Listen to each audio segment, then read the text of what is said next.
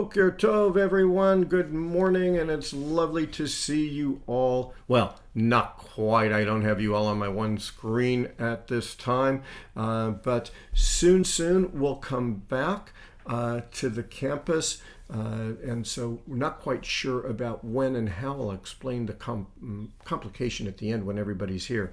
But in the meantime, what I'd like to do, as always, and I think so importantly, is to welcome each of you as we acknowledge the traditional owners of this land upon which most of us gather, and certainly where today's guest and our, congregant and leader of community, David Knoll, is as well, and the Gadigal clan of the Eora Nation.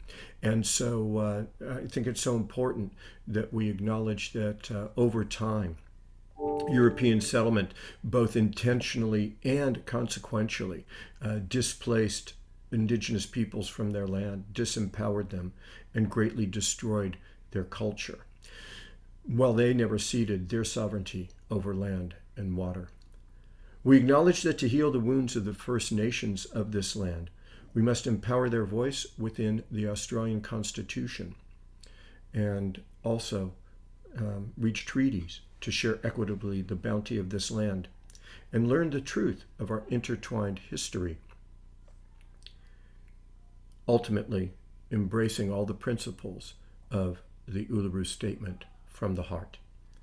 And that included an invitation to us, which we accept, to walk with them in a movement of all Australian people for a better future for all people of this land.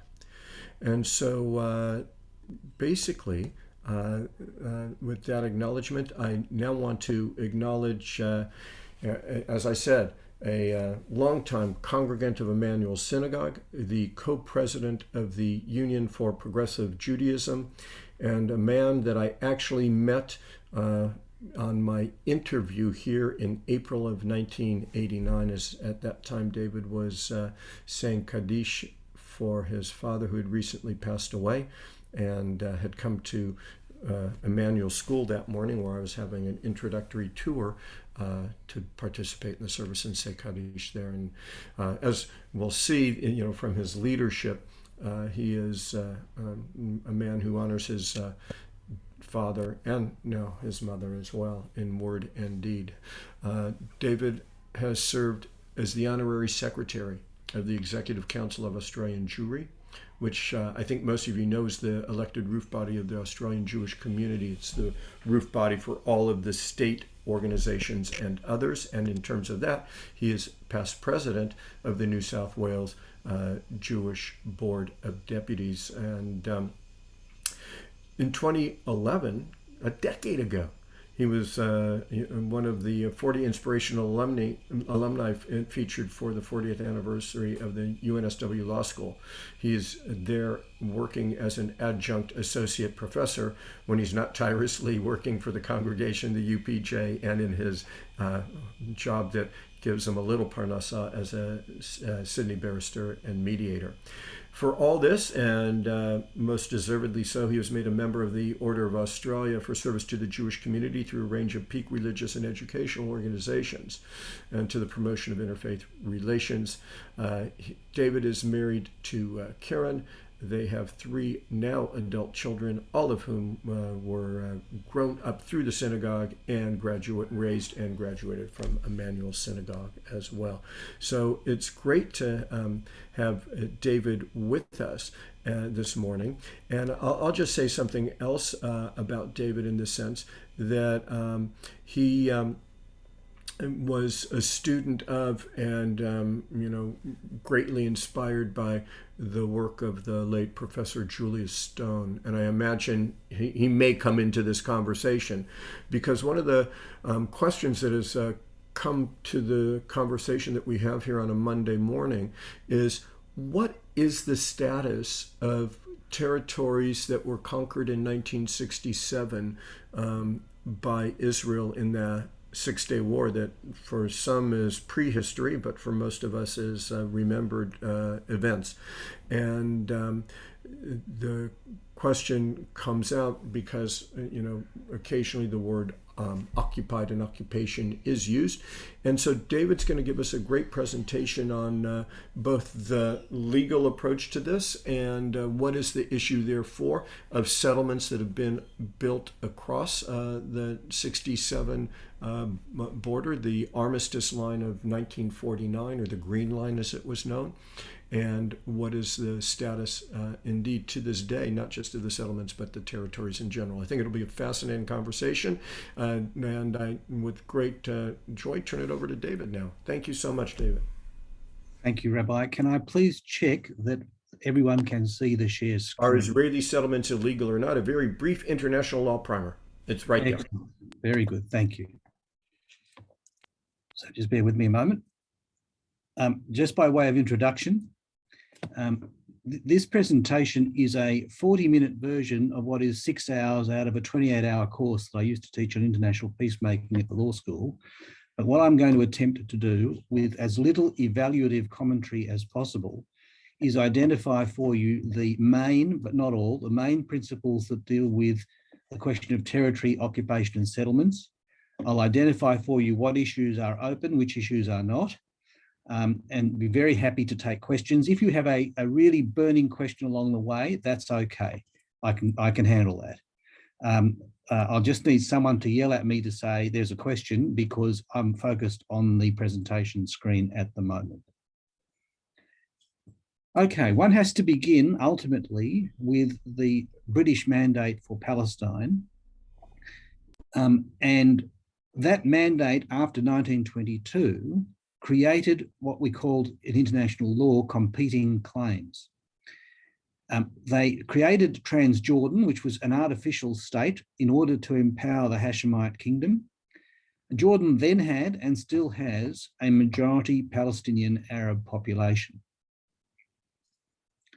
Jump to today, very few people realise how close Ramallah and Jerusalem are.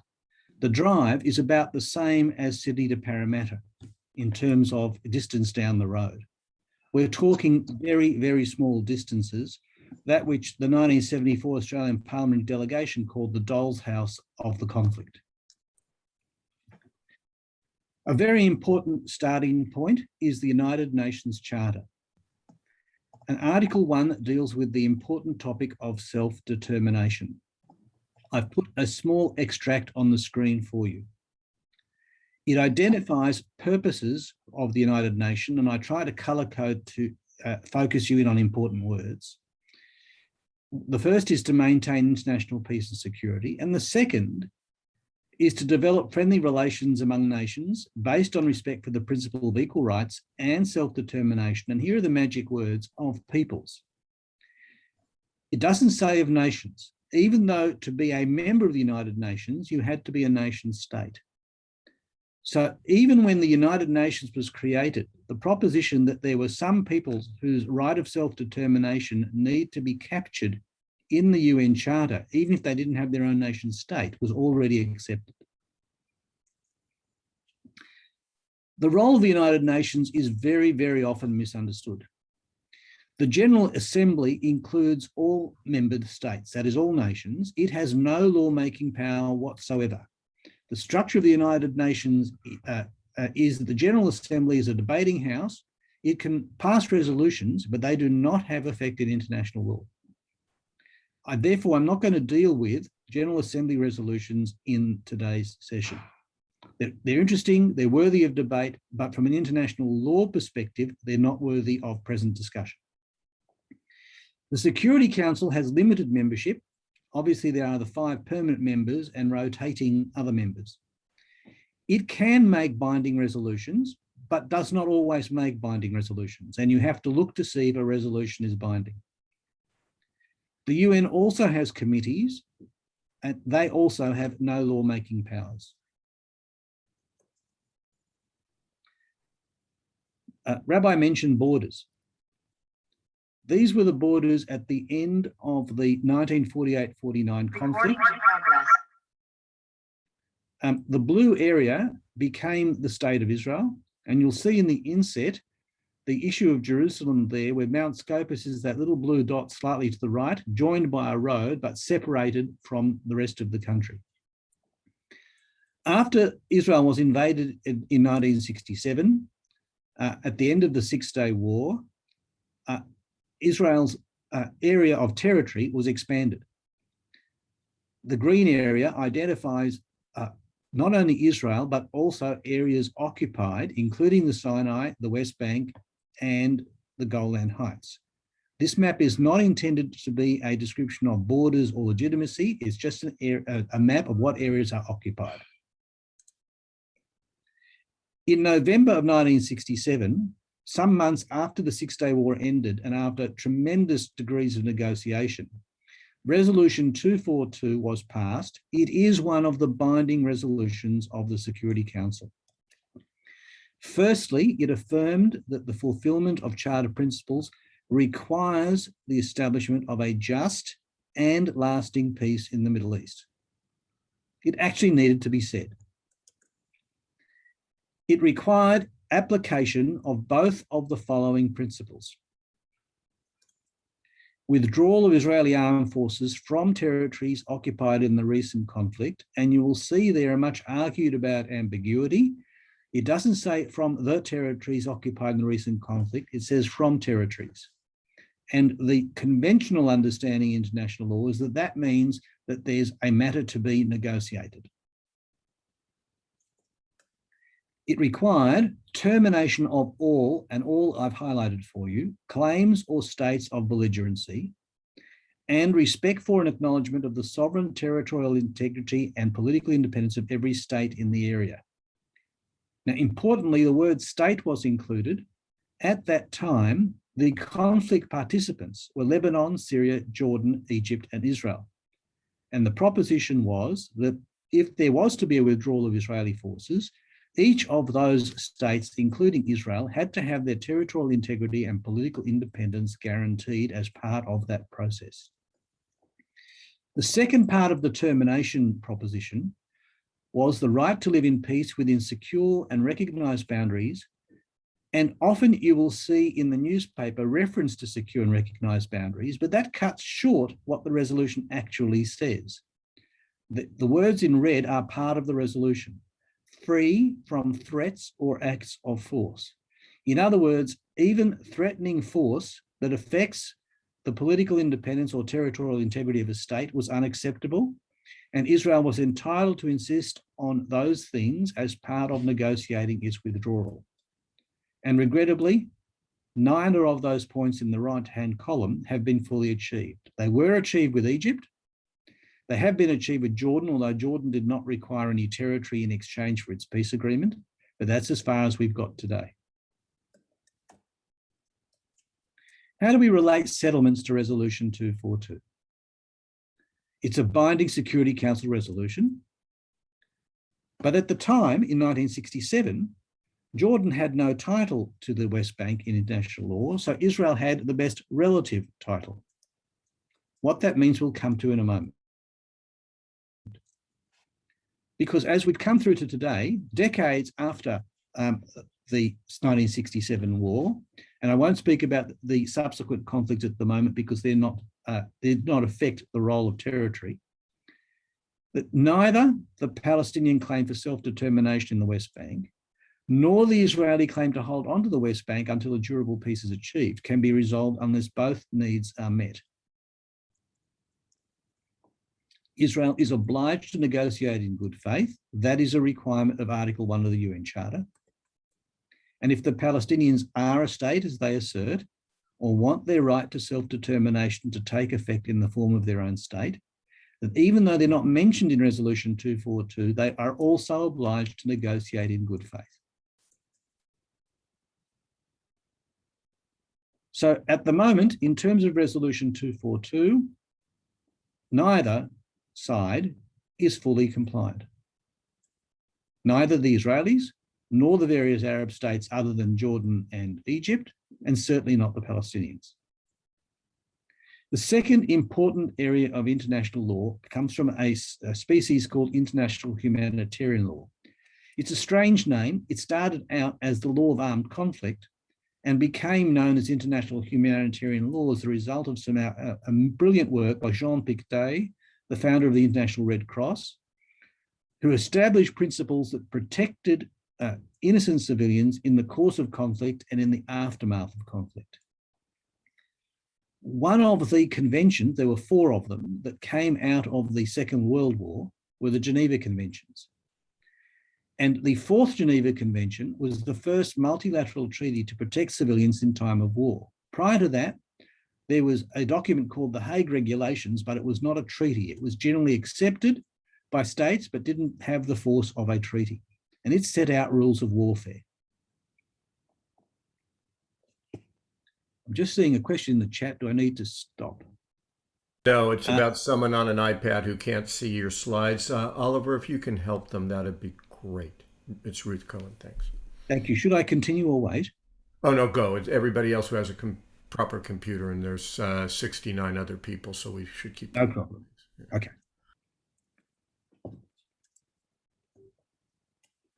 So Article 46 of the Hague Regulations, which I've just introduced, bars an occupying power from confiscating private property. It's pretty blunt. And there were 2 decisions of the Israeli Supreme Court back in 1979 that dealt with how this applied in the West Bank. One was Ayub and the Minister of Defense, in which the Israeli Supreme Court held that military authorities could requisition private property for a civilian settlement, in this case, a settlement called Beth El, but had to prove military necessity. And that was consistent with the Hague Regulation.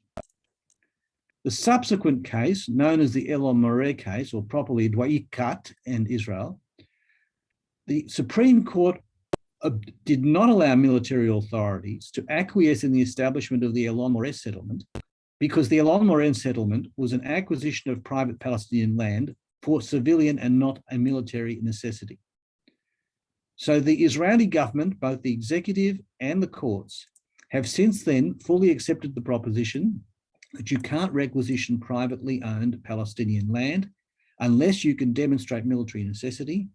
And of course, today's argument is that there is little or no military necessity to further acquire any Palestinian land.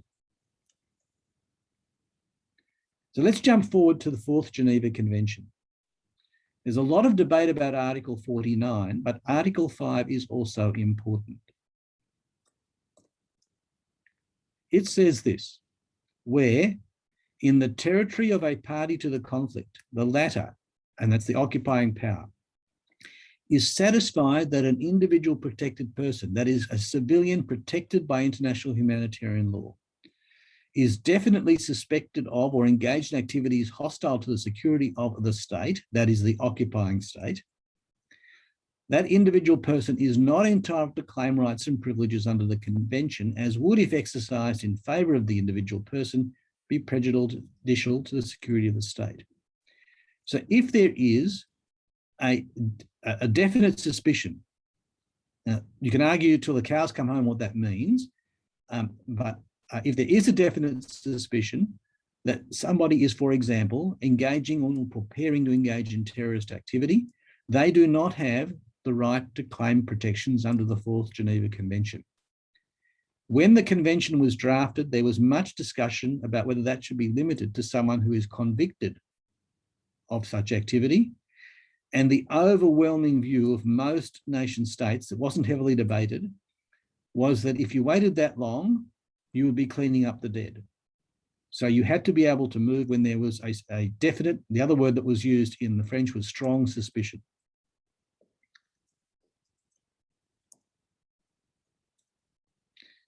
So it should be obvious to those of you reading the slide that Article 5 is heavily relied on by Israel, and interestingly, more recently by the Palestinian Authority, to prevent acts preparatory of terrorism. In the case of the Palestinian Authority, they are mostly targeting Islamic Jihad and Hamas operatives in the West Bank. We now come to Article 49, which is where most of the debate is.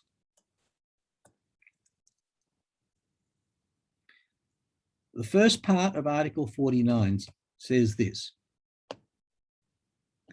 individual or mass forcible transfers, and we'll come back to what forcible transfer means in a moment, as well as deportations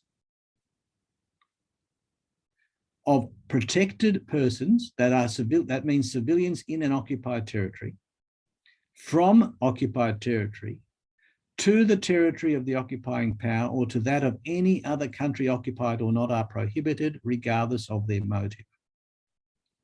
Why was this drafted in the way it was? This was a very firm and clear response to the Nazi practice of deporting people, not just Jews, from where they lived to another place, and forcibly transferring people who they determined to be German, true Germans, back into Germany. And the words regardless of their motive were inserted so that any governmental act that forced someone to move or deported them, regardless of whether or not it was for a defence purpose or any other purpose, including stopping terrorism, was impermissible. Very strong words. Subparagraph 5 of Article 49, and I do apologise, if we had much more time, we could deal with the other paragraphs, but I've tried to hone in on the ones that are most closely debated and applicable.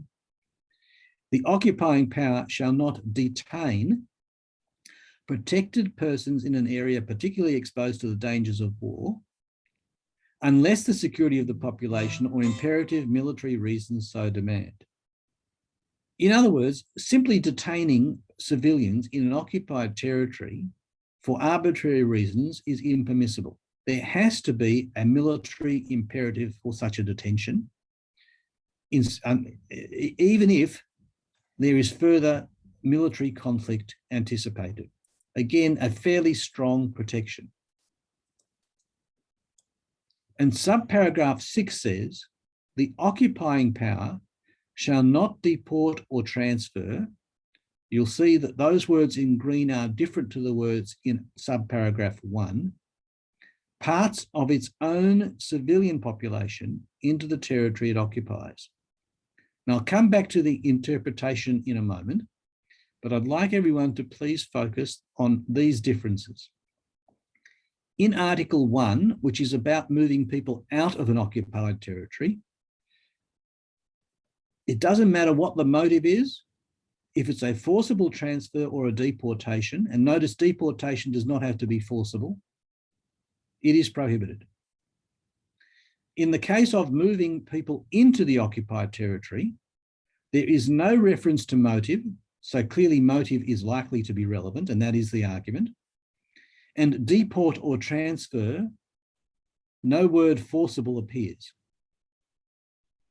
And it only relates to the occupying power's own civilian population. So it doesn't relate, for example, to people who are temporarily in an occupying power, in this case Israel, being transferred across the Green Line into the West Bank.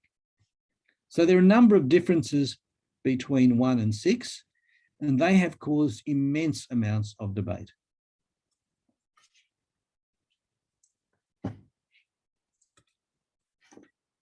I'm now going to come to the 4 main propositions that are put against Israel based on the 4th Geneva Convention, Article 49. The first is that the settlements are illegal because Jews wrongfully displaced Arabs, and I put in brackets Palestinians, from their land. I've put it in brackets because the proposition was in fact raised before the founding of the PLO in 1964. So historically it was about Arabs, it has now become about Palestinians. I'm not evaluating that, that's just a historical difference.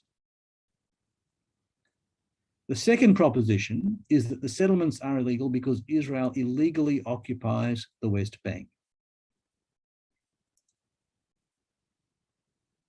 The third proposition is the settlements are illegal because they are on Arab land and are not justified by military necessity. You'll recall a few moments ago we spoke about the military necessity exception. The fourth proposition is the settlements are a transfer, and you'll see that word comes from Article 49.6, by Israel of its citizens into occupied territory in violation of Article 49, subparagraph 6 of the Fourth Geneva Convention. And the argument is that offering large financial incentives to establish homes in West Bank settlements constitutes a transfer by Israel. I'm now going to identify for you where these arguments have landed largely in international law literature. What I'm about to say is an imperfect summary designed to identify the arguments, but not necessarily to evaluate them fully. As to number one, this is known and often described as the Al-Nakba theory. All of Israel is a wrong and Israel must cease to exist.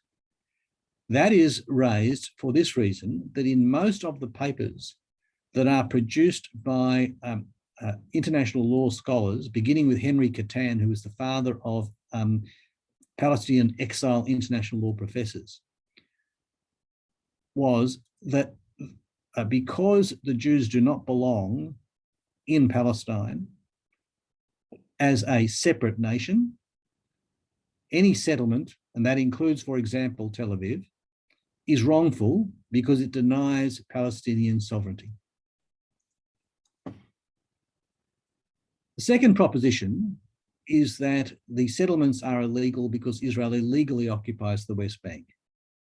It is a very settled principle of international law that an occupying power that occupies land in the course of self-defense can lawfully occupy that territory, not permanently. This is the important step. Only until a peace agreement is negotiated and subject to the obligation to negotiate the peace agreement in good faith. And I'm sure everyone can see where the problems in those three ideas lie. But at its foundation, there is no dispute that Israel occupied the West Bank and previously Gaza, which it no longer occupies, in the course of an act of self-defense, and therefore were entitled to hold that territory temporarily subject to conditions. The third argument is that settlements on Arab land must be justified by military necessity and are not. But as I've indicated, since 1979, the Israeli government of both stripes has accepted that private Arab-owned land should not be confiscated for settlements. The fourth one, however, is highly arguable. There are good arguments for the Israeli position and good arguments against the Israeli position. So I'll now go to identify the main arguments, not all of them. It's just not possible to cover the entire territory. The purpose of Article 49 is to ensure that local populations who come under occupation would not be forced to move or have their political independence violated. So to those who oppose settlements, transfer, especially because the adjective forcible that's in Article 49.1 is absent, means any transfer of the occupying power civilian population is prohibited. So on that argument, any transfer of Israelis into the West Bank is prohibited. On the other side, the argument is that no one is being forced to go or even transferred by a government to the West Bank and the Gaza Strip. On the contrary, they're voluntarily moving back to places where they or their ancestors once lived before being expelled by others. The words, regardless of their motive, which are in Article 49.1, but not 49.6, that omission from 49.6 means motive is relevant to ascertain breach of Article 49.6. And so a population transfer is illegal only if it impairs the economy or political and racial integrity of the existing population or creates inhumane treatment of the existing population. So even on that argument that allows for some settlements, it should be obvious to everybody that some may be permissible and some might not be permissible. In either direction, it is a highly contentious and arguable proposition that can't be simply solved by saying they're legal or they're illegal. So the hard words are the words deport or transfer. And I appreciate this is a little bit academic and theoretical, so I'm trying to proceed slowly to make sure that you can see at least how the main ideas work. The first question, are only forced deportations or transfers prohibited? That is, those which the occupying government imposes on its people. That question has been argued in a number of contexts other than the Israel-Palestine conflict. For example, the exchange of populations that created Bangladesh and Pakistan. They have been argued in the context of Armenia and the Nagorno-Karabakh issue. So it's not an issue that is limited to Israel-Palestine. The flip side, is any population transfer prohibited? Is permitting people to move and live in a settlement a transfer? Is subsidising them a transfer? Does it matter if no clause in the convention could prohibit the voluntary return of individuals, for example, to Hebron? And this raises the very difficult question proposed by the settlement movement that Israel's right of return applies to the West Bank. That is not a proposition which any Israeli government has accepted. Lastly, is transfer back of a previously exiled population permitted? Now that's obviously a double-edged sword, because there can be arguments of all kinds. Going back to what point of history do we call transfer back a transfer back? If you pick one point in history, you get one answer. If you pick a different point in history, you get a different answer.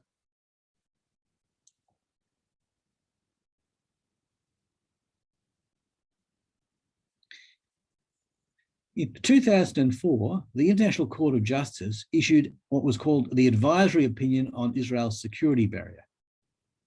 And it ruled that the obligation to not transfer part of its own civilian population into the territory it occupies applies to both forcible and non-forcible transfers. If you wish to look it up, it's an incredibly long judgment because there were multiple judges writing different reasons, but that appears at paragraph 120. There were 20 democratic nations, including Australia, which asked the ICJ to decline to hear the case because there was no proponent or opponent. It was an advisory opinion only. But interestingly, when the General Assembly sent it to the International Court of Justice, the instruction was, you must assume that the settlements are illegal. You can't decide whether they are or they are not.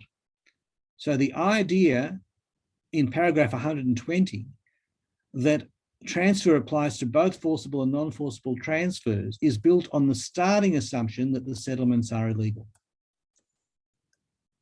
And of course, that assumption was built in by the automatic anti-Israel majority in the United Nations. If you could, there is very little prospect in the United Nations today for a motion supportive of Israel's position on anything being passed. That is the political reality. Ironically, while the Palestinians demand and are right for any Palestinian Arab to live in the Jewish state, which they do, they wish to exclude Jews from the right to live in the new Palestinian state. And that is the declared policy of both the Palestinian Authority and Hamas. In other words, they want a Palestinian state that is Judenrein. The obvious problem is that if Israel is expected to accommodate Arab citizens, why then is a Palestinian state not to accommodate Jewish citizens? We now come to the question of how do you create a Palestinian state legally? There are 4 separate criteria international law has required before you can lawfully recognise an entity as an independent sovereign state. This is a very settled principle. There's nothing controversial about it at all. The first is the entity must exercise effective and independent governmental control. So the question arises, how do we manage the problem where Hamas governs Gaza and the Palestinian Authority governs the West Bank, Neither in the last 2 decades has been the subject of any election, and the two of them try to, but have never actually managed to agree on things. The entity must possess a defined territory over which it exercises such control. That's circular, because they can only have a defined territory once they have at least begun to negotiate in good faith with Israel, and Israel has begun to negotiate in good faith with them. The entity must have the capacity to freely engage in foreign relations and to comply with the UN Charter. There's no doubt that the Palestinian Authority and Hamas have the capacity to freely engage in foreign relations. There's also no doubt that for so long as they call for the destruction of the State of Israel, they're not in compliance with the UN Charter. Now, the Palestinian Authority, through the Oslo Accords, has backed away from calling for the destruction of the Jewish state, but regrettably, that has not been turned into any form of peace agreement. In the case of Hamas, there is little or no prospect of them ever complying with the UN Charter, because the basis of their charter is there must not be a Jewish state. The last proper requirement is that there must be effective and independent governmental control over a permanent population, and that control must ensure friendly relations with neighbouring states. That won't be difficult to demonstrate as to the permanent population, and friendly relations again depends upon there some degree of peace agreement being achieved. This is why most of the democratic world argues that a Palestinian state should be created in due course as a result of peace negotiations, but can't yet be recognised because it doesn't meet the 4 criteria. The Palestinian right of return. If you agree a 2-state solution, it would have to be given up. Let me explain why that necessarily is so. It is built on the Jewish right of return to Israel. In fact, when it was generated in 1968 at a conference of the PLO, Gedi Terzi, who was then their elected ambassador to the United Nations, and if you look at some beautiful photos of Ambassador Terzi, who I had the honour of meeting more than once, he deliberately fashioned his goatee beard on a picture he got very early on of Chaim Weizmann. I never had, obviously, the honour of meeting Weizmann, who passed away a long time ago, but Terzi was a distinguished diplomat. Post the Camp David discussions of 2000, the Palestinians renewed their claim for a right of return as a condition of a peace deal with Israel. But at international law, any sovereign nation can decide for itself who will be its citizens. Australia can decide who will be Australian citizens. Israel can decide who will be Israeli citizens. A new Palestinian state can decide who will be its citizens. No problem, that's a guarantee. So if the claim of a right of return is to return to Israeli territory, it's contrary to Article 1 of the UN Charter because it's inconsistent with Israel's sovereignty. It contains a proposition that the Palestinian Authority can decide who can become citizens of Israel rather than the Israeli government. On the other hand, if the claim is a return to the territory of a new Palestinian state, then the issue would not need Israel's agreement at all. So the difficult question is, what does the right of return mean? How will we determine how it can operate? If it is only that Palestinians who live in exile can return to the new Palestinian state, it actually doesn't need a treaty or convention to agree it. It's a right which a new state would automatically have. If, on the other hand, it is a claim that is intended to transfer populations into Israel in order to create an Arab majority, then it has a number of inherent problems in terms of international law.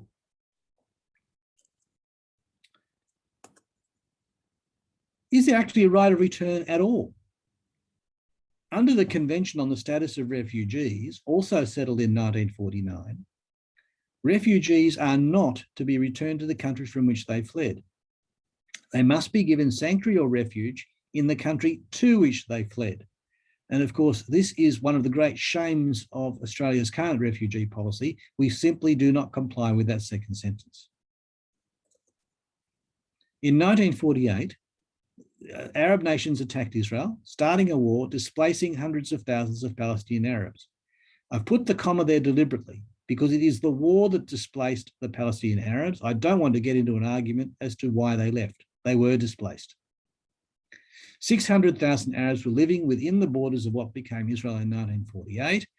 Only 1 in 4 of them remained. So why weren't the Palestinians given protection under the Refugee Convention? It was the Arab League which required, as a condition of them voting for the convention, which they ultimately decided not to accede to deny the Palestinians refugee status under the convention. There's actually an exception clause that provides that all refugees except for the Palestinian Arabs shall have these rights. At the time, there were 100,000 of the Palestinian refugees who'd fled into Jordan, who were permitted to return to their homes and were granted full Israeli citizenship. There are many hundreds of thousands, and on some counts millions, who are not in that category. But it's very important to understand that under international refugee law, there is no right of return. It's only a right to be resettled in a country from which you have fled, in a country where you are not going to be suffering political persecution. Now to one of the most difficult concepts of all, occupation. In international law, as opposed to journalistic debate, occupation is merely control of enemy territory by force of arms. It's defined as temporary. The term belligerent occupation refers to a situation where the forces of one or more states exercise effective control over the territory of another.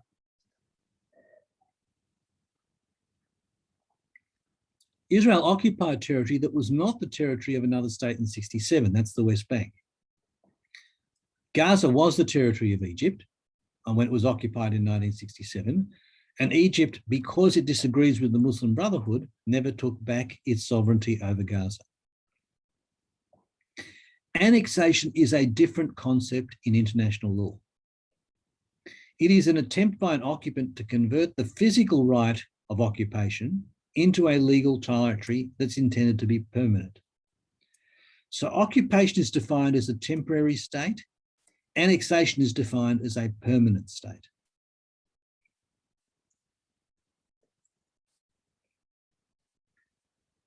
Well, does any of this matter? Well, let's have a look at the nature of settlements. The West Bank is not annexed. Importantly, Israeli law does not apply to the inhabitants of the West Bank who are Palestinians. Jordan does not claim the West Bank, even though a majority of the Palestinians who live there are in fact Jordanian citizens. So once borders are settled, Israeli policy on both sides of the aisle has imported the proposition that there will be a new state of Palestine. This is what's called the two-state solution. So if the West Bank is not to be part of Israel, can a Jewish right of self-determination be exercised there? One would have thought not. In the Golan, Israeli law does apply. There were no Arab populations displaced. There is no settlement issue, even though Jewish settlement of the Golan is firmly in place. Jerusalem and her suburbs. They have been annexed, that is the permanent proposition. Israeli law applies, and Palestinians claim that Jerusalem should be redivided. I can tell you from the early discussions of the so-called Geneva principles, which I had the honour to be involved in with a group of international law experts, it is reasonably apparent that the claim to East Jerusalem was very much negotiable. It was perceived by those present to be possibly a spoiler to the same degree that Israeli claims to settle the West Bank are a spoiler of the Palestinian right of self-determination. Although there was no conclusion reached on the point, because neither the Palestinians, nor the Jordanians, nor the Israelis, nor the Egyptian mediators were prepared to get to the difficult question of whether one could be traded off for the other. It was simply left on the shelf. David, before you go further, wasn't the Golan annexed as well? Yes, the Golan is annexed, and that's why I'm saying Israeli law applies. You can only apply your own law if you annex a territory. You Well, can't. it's just because it didn't have it up there, in Jerusalem. It says Oh, I'm in awfully it. sorry. Yeah. Yeah, so let me just clarify. Yes, the Golan was annexed on, and that is why Israeli law applies. Quite right, Rabbi. Gaza, no settlements. Egyptian law applies, and as I indicated, Israel has not annexed it or taken it back under Egyptian sovereignty. So where do we go from here? One of the leading academics on the international humanitarian laws is Professor Adam Roberts at Oxford. And in a very now quite famous and regularly cited article in the American Journal in 1990, he warned that the language of law can become a language of right and wrong and of moralistic reproach. And he says it shouldn't be. It's a baseline for negotiation. It is not a direction on what the outcome must be. The former Dean of Yale Law School, Eugene Rostow, who was from 67 till I think 71, the relevant Undersecretary of State for Political Affairs, took the view that settlements can continue, but only until a new state is created or an annexation takes place. In short, the assertion the Israeli settlements in the West Bank are illegal falsely makes simple a complicated and very complicated problem. Some are not, and until all relevant parties negotiate in good faith, a lasting solution is unlikely.